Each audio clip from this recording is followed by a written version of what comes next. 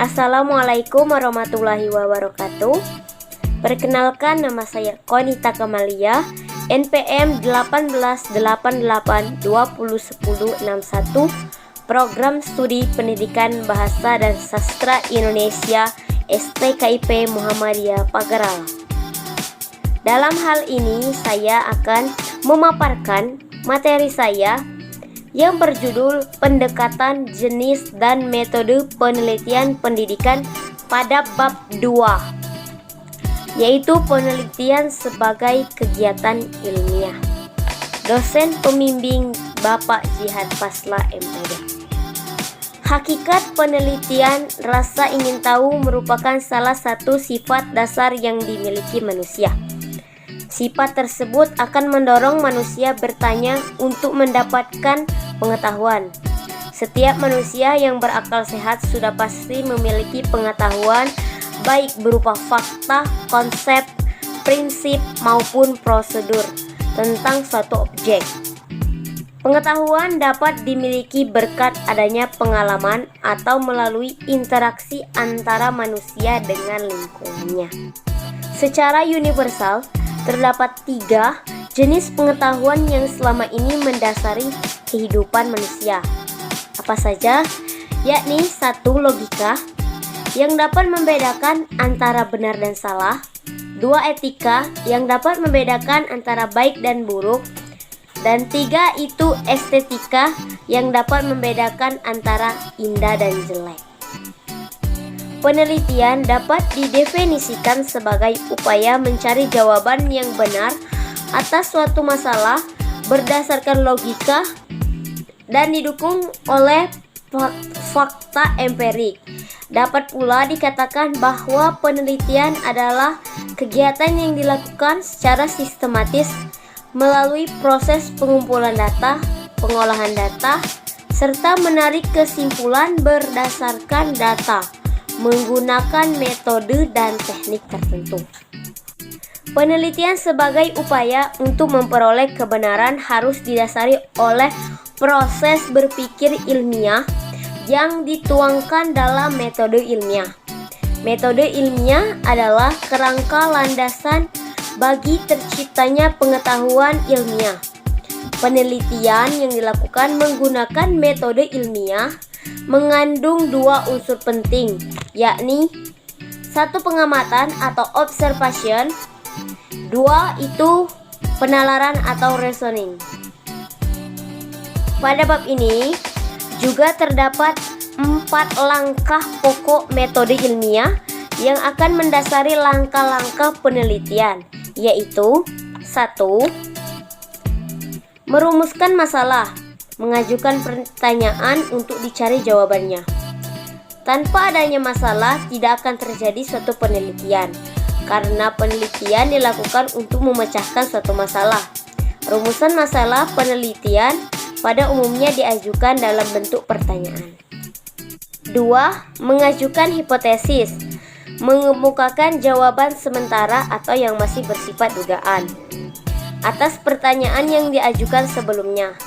Hipotesis penelitian dapat diperoleh dengan mengkaji berbagai teori berkaitan dengan bidang ilmu yang dijadikan dasar dalam perumusan masalah.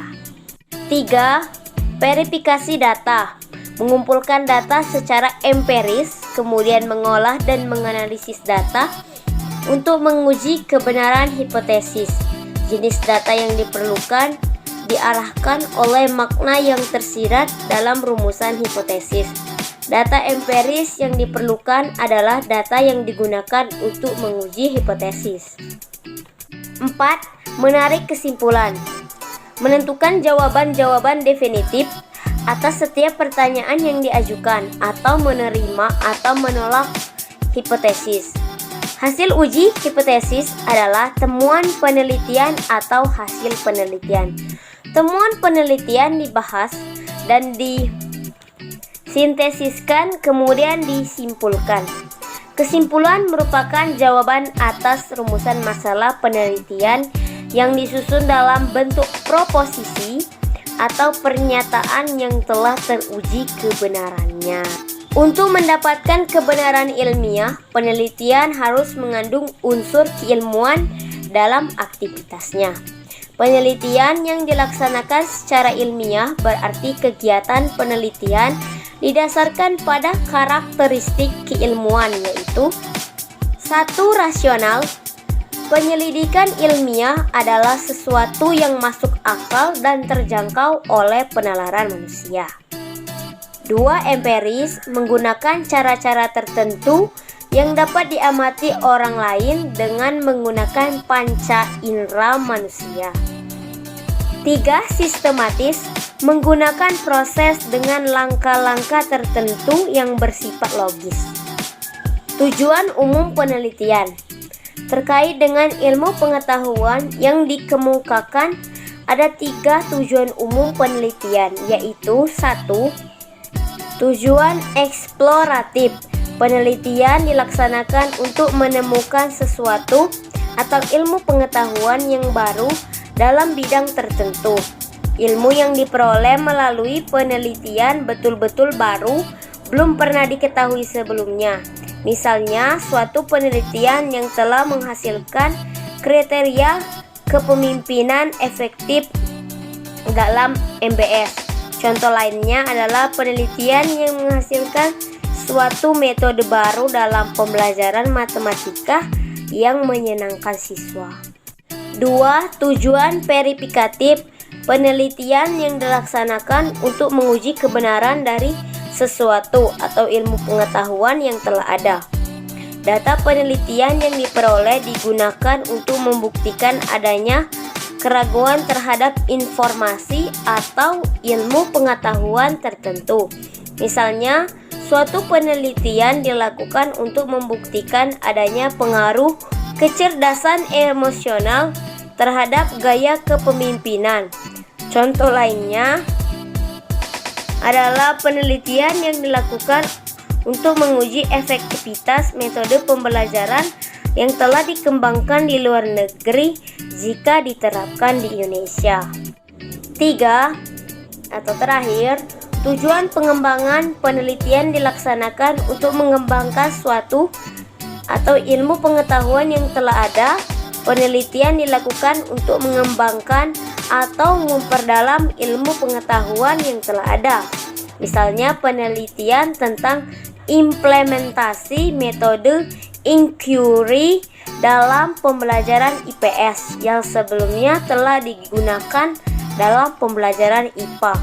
Contoh lainnya adalah penelitian tentang sistem penjaminan mutu dalam organisasi atau satuan pendidikan yang sebelumnya telah berhasil diterapkan dalam organisasi bisnis atau perusahaan.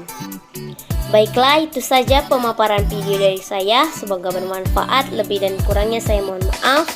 Wassalamualaikum warahmatullahi wabarakatuh.